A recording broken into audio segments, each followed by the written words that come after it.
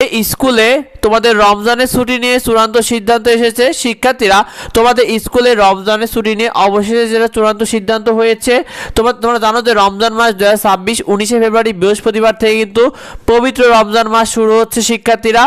তো রমজান মাসে ছুটি নিয়ে সর্বশেষ যে চূড়ান্ত সিদ্ধান্তটা মাধ্যমিক ও উচ্চশিক্ষা অধিদপ্তর তারা জানিয়ে দিয়েছে যে মাদ্রাসাগুলো ছুটি চলবে 15 ফেব্রুয়ারি থেকে 28শে মার্চ পর্যন্ত 41 দিন, কলেজগুলো ছুটি চলবে 18 ফেব্রুয়ারি থেকে 28শে মার্চ পর্যন্ত 38 দিন। এরপরে তোমাদের প্রাথমিক স্কুলগুলোর বিষয়ে তারা জানিয়েছে প্রাথমিক স্কুলে ছুটি চলবে কিন্তু 6 মার্চ থেকে 28শে মার্চ পর্যন্ত 22 দিন, এবং মাধ্যমিক ও নিম্ন মাধ্যমিক যে হাই স্কুলগুলো রয়েছে তোমাদের ছুটি চলবে 6 মার্চ থেকে 28শে মার্চ এই 22 দিন।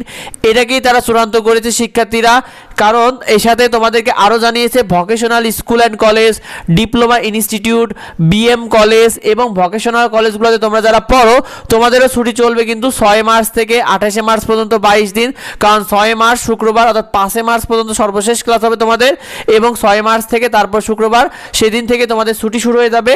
আর স্কুলে তোমাদের রমজানের ছুটি নিয়ে সর্বশেষ যে সিদ্ধান্ত তারা জানিয়েছে, শিক্ষা মন্ত্রণালয় এবং হাইকোর্ট তাদের পরবর্তী নির্দেশনাগুলো না জানায় এটাকেই তারা চূড়ান্ত করছে মাধ্যমিক উচ্চশিক্ষা অধিদপ্তর। শিক্ষার্থীরা মাধ্যমিক উচ্চশিক্ষা অধিদপ্তর যেটা চূড়ান্ত করবে সেটাই কিন্তু চূড়ান্ত হবে।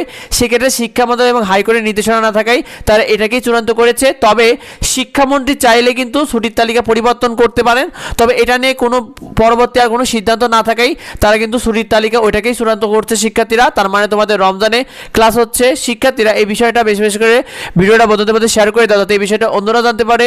যদি জানা থাকে অবশ্যই ভিডিওতে কমেন্ট করো। দেখায় পরবর্তী ভিডিওতে। ধন্যবাদ সবাই।